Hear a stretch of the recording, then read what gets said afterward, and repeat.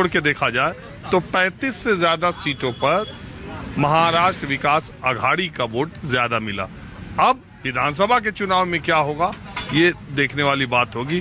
तो लोकसभा का जो नतीजा आया था वो अभी वो टेम्पो अभी है या वो मामला खत्म हो गया, वो लोकसभा अलग विधानसभा अलग? नहीं, थोड़ा अलग लग रहा है।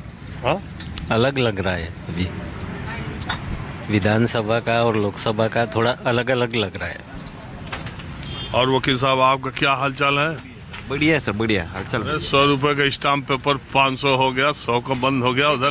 नहीं, उसमें आप जीआर पढ़ो, उसमें एफिडेविट के लिए सोई है जो कुछ कुछ डॉक्यूमेंट्स है, जो है सेल डीड है, मॉर्गेज डीड है, कुछ तो भी, और भाड़े पत्र अपन करते हैं, वो कुछ डॉक्यूमेंट के लिए 500 है।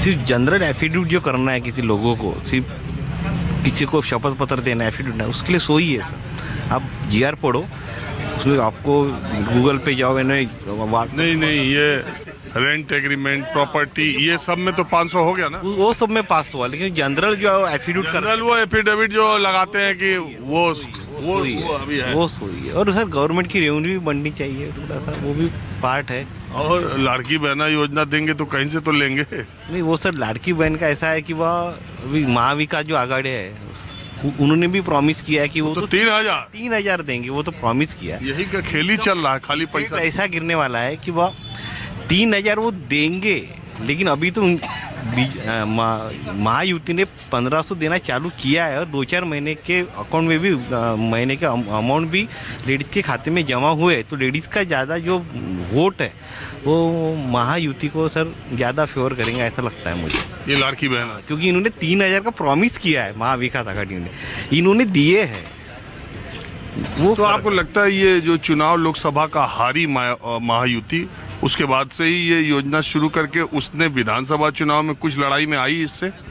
हाँ सर, थोड़ा महाराष्ट्र का जो खासदारों का चुनाव था उसमें महायुति जो हार गई, उसके बाद ये योजना शुरू की, तो उससे इस चुनाव में, आमदारों के चुनाव में, वो लड़ाई में वापस आने में दिख रही है। यस सर, ऐसा क्यों? लाड़की बहन का इतना ही फर्क नहीं है, अलग अलग चेहरे लाए नहीं है, वही कैंडिडेट महायुति ने भी रिपीट किए है। तो लोगों को भी लगता है कि वह, जैसे बीजेपी वाले हरदम बोलते हैं कि वह घराने चाहिए, तो इन्होंने भी वही प्रकार रखा है कि वह एक ही कैंडिडेट को 2 बार 3 बार 4 बार एक ही टिकट दे रहे, तो लोगों उससे भी नाराज है थोड़ा सा। इसलिए लोगों ने महाविकास आघाड़ी को भी लोकसभा में ज़्यादा प्रेफरेंस दिया है। अच्छा, खासदारों के इलेक्शन में वही चेहरे रिपीट हुए, उसका असर हुआ? उसका असर हुआ, वही चेहरे रिपीट हुए कुछ बार, यानी उन्होंने सर्वे नहीं किया कि लोगों की पसंद क्या है इस बार। जैसे उत्तर प्रदेश में भी ज्यादा उन्हीं को रिपीट किया, वो लोगों ने कहा कि मोदी जी रहे चाहे न रहे, लेकिन तुम सांसद नहीं रहोगे।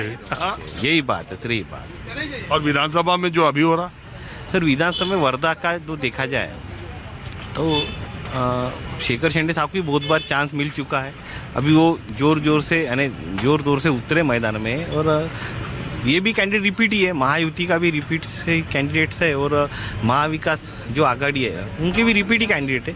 सिर्फ अपक्ष में सिर्फ एक थोड़े जोरदार कैंडिडेट अभी वर्धा में आए, वो डॉक्टर साहब है सचिन पावड़े, वो इंडिपेंडेंट है। और इंडिपेंडेंट तो पूरा खेल ही खराब कर दिया महाराष्ट्र का इस बार। नहीं, थोड़ा पूरा खेल कर, लेकिन वो कैंडिडेट अच्छे है, वो भी अच्छी फाइट दे सकते हैं, ऐसा मुझे लगता है। बाकी अपक्ष में वही जोरदार कैंडिडेट है फिलहाल। आपका क्या विचार है भैया? नहीं, वो अपक्ष जो है ना, सचिन पावड़े अच्छा कैंडिडेट है, और अभी शेखर शेंडे भी है यहाँ से, और डॉक्टर भोयर भी है। अभी लड़त तीनों में होंगी, बाकी तो सब वोट खाने के लिए है। अभी मालूम पड़ेगा चुनाव के बाद क्या होगा। तो आपको क्या लगता है कि महाराष्ट्र में सरकार किसकी आ सकती है? नहीं, सरकार तो सब अभी इधर के उधर हो गए, नहीं इधर के उधर हो गए। जब चुनाव का टाइम आता तो ये पक्ष कांग्रेस से बीजेपी में जाते हैं, बीजेपी के कांग्रेस में जाते हैं, सब इधर के वो पुराने चेहरे आ रहे, नए लड़कों को चांस नहीं दे रहे। पढ़े लिखे बहुत है अपने पास, अनपढ़ों को ज़्यादा चांस दे रहे। घरानीशाही ज़्यादा चल रही है, नए लोगों को देती है। घरानीशाही तो सब में चल रही है, सभी वैसी ही पार्टियां है ना, कांग्रेस घराने में ही चल रहा है सब। बीजेपी भी वही कर रही, कांग्रेस भी, शरद पवार भी, अजीत पवार भी, शिवसेना, उद्धव भी, शिवसेना, शिंदे भी। नए लड़कों को चांस ही नहीं दे रहे। बहुत से लड़के जो चुनाव में आने के लिए तैयार है, अपक्ष रहने के कारण उनको चुन के नहीं देते। अच्छे लड़के जिनको मनस्या है कि अपन कुछ देश के लिए करे, अपने यहाँ के लिए करे कुछ। तो आप हमको एक बात बताइए, विदर्भ में भारतीय जनता पार्टी को 2019 में जितनी सीटें विदर्भ में इस पूरे इलाके में मिली थी, आपको लगता है कि इस बार भी उतनी आएंगे? नहीं, इस बार नहीं आएंगे। लोकसभा में देखा ना आपने, इस बार नहीं आएंगे। ये कह रहे हैं लोकसभा का मामला कैंडिडेट्स का भी था। नहीं, वो लोकसभा में जो अभी माहौल बना ना, कि वही माहौल अभी ये विधानसभा में भी रहेगा। क्योंकि लाड़की बहना नहीं, ये लोगों को ये पैसे, ये 1500 रुपये भीख देने से कोई फायदा है क्या?